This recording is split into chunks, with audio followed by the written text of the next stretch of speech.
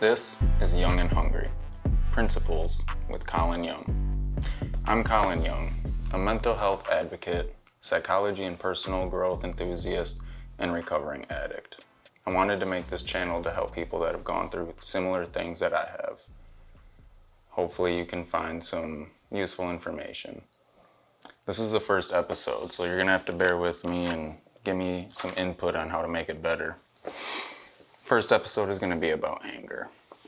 And I'm a little nervous, so again, just bear with me. Still kind of figuring out the format and everything and how long they're going to go and things like that. So I guess let's just get into it. Everyone struggled with anger at some point, some more than others, but we've all gone off the handle or spun out in a fit of rage for some reason or another. It's a confusing aspect of our lives, but we can look at a few things to understand it a bit better. If we let it control us and become a victim to ourselves, we'll self-destruct. Not only that, but we'll hurt those around us as well. Anger is a justified feeling, and it serves a purpose if we explore it evolutionarily. But the thing to address is how anger manifests and how it's projected to the world. It's never healthy to hold it in, but there are better ways than a fit of rage to get your point across. And a little bit of an anecdote. I've struggled with rage my whole life. I've been diagnosed with every mood disorder in the DSM and some that have been removed by now. I've been called oppositional, defiant, and bipolar since I was 14. Luckily though, eventually, I got support. But for so long, I was never taught anything about it but to feel shame with it. I wasn't taught where it comes from or how to address it. Consequently, the effects of it compounded. The anger worsened, and so did the consequences of the actions attached to it.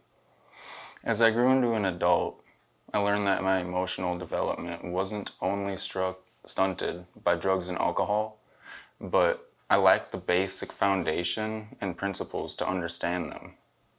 I knew nothing about them, except that I felt them immediately and intensely when anything significant happened.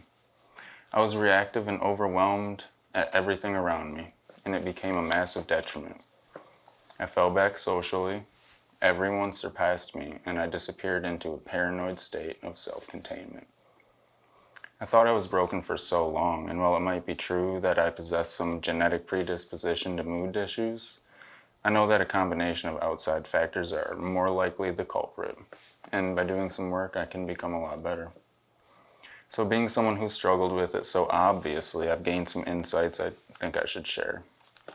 The topics we're covering in this episode is how anger is usually related to another emotion, identifying some of those emotions, the definitions of emotion and logic, and which one's better for communication, studies on catharsis, communicating while angry, how it invalidates you and jeopardizes your reputation, the benefits of creating a gap between input and output time or emoting, and then a quote to finish. So let's get into the first one. Anger is usually a secondary emotion, and that means that it comes from somewhere else. Psychology and modern therapists would call these triggers, but ultimately it's the fact that you had an input of information, be it good or bad, that caused an effect on you emotionally. If it's anger, it can be traced back another level. Some examples are how people can disappoint you over and over, or while you're already spread thin, another difficult thing arises, causing extra stress, making stress and disappointment the foundation of anger in those instances. For example, if you're cut off in traffic, you're not automatically mad because somebody cut you off. This is generally obvious in the case of an accident and shows us already a lot of it's probably rooted in misunderstanding or context issues. You're more likely mad because of an underlying expectation that people will drive in a reasonable way, similar to you. This is disappointing and makes you emote angrily. Or, if it was a clear move of aggression from the other driver, this could make you feel fearful or vulnerable. Anger can be an asset in fight or flight scenarios. However, circumstances hardly ever get that dire in this day and age, and it should rarely, if ever, be used to express yourself. A quote by Holocaust survivor and psychologist Edith Egger produces the sentiment well, and why I chose this as the first topic for the channel. Anger is a secondary emotion, a defense. Armor we put up around the primary feeling underneath. We burn through anger so we can get to what's underneath, fear or grief. Only then can we begin the hardest work of all, forgiving ourselves. Now I want to go into a well-known story about Van Gogh, something we could kind of look at and use as a case study. According to his friend Paul Gauguin, who he lived with, a seemingly trivial argument about how they should pursue art caused Van Gogh to rage. Feeling backed into a corner and vulnerable, he oscillated between projecting his hurt onto his friend and back onto himself in the form of physical aggression and self-harm. According to Gauguin's journals, Van Gogh chased him through the streets with a razor and then eventually cut off part of his own ear. If we take this account as true, we can see that his episode of rage had some underlying issue. There's nothing proportionate that could justify mutilating yourself. If humans had anger as the primary reaction encoded within us, we could never be a successful species. We need to filter things through more sensitive modes. I think before we move on, it's sort of important to identify some of the primary emotions, because when you are in a heightened state, it's harder to do that. Some of the main ones could be things like shame, stress, or betrayal. A lot of times it's disappointment or fear. Sometimes it's as simple as sadness becoming too much. When things are overwhelming in any capacity, your temper usually shortens. It's understandable. Another common one is embarrassment, and we could keep going, but I'll move on. I want to quickly explain the differences between emotion and logic. And even though there's nothing wrong with having feelings and emotions, we need to understand that you can't communicate effectively while you're emotional, especially when you're angry. When we start to break it down, we can see that emotions are the movement of feelings. Coming from the Latin ex, meaning out, and the Latin mover, meaning move, we get emotion. Logic is simply using reason. And something I thought was a bit interesting is that if you Google the antonym of emotion, it shows intellect as one. Next, I want to go over a little bit regarding cathartic acts of aggression, or getting out your anger in what most would consider a healthy way. However, studies show that engaging in catharsis actually leads to negative results. One study was the revolutionary Dr. Hornberger's in 1959. Where he had people do things like hammer nails after getting harsh criticism on some of their writings. This actually led to a heightened aggression toward the critic as opposed to the control which got none. This is just one of the first of many, though, as researchers repeated the findings throughout history. Another interesting line of work was by Leonard Berkowitz.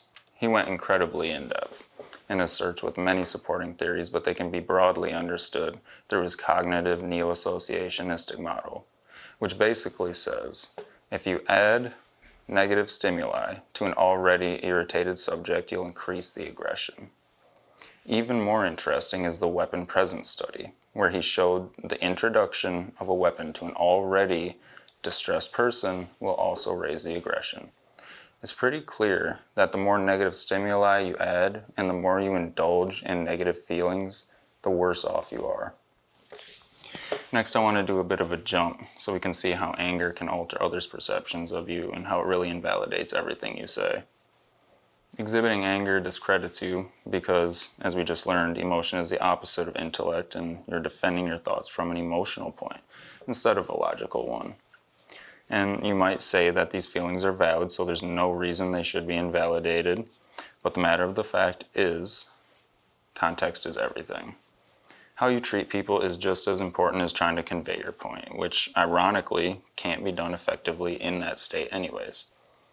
While you shout and emote, you project all the bad feelings and triggers that led to the reaction onto others in an attempt to get them to empathize with you.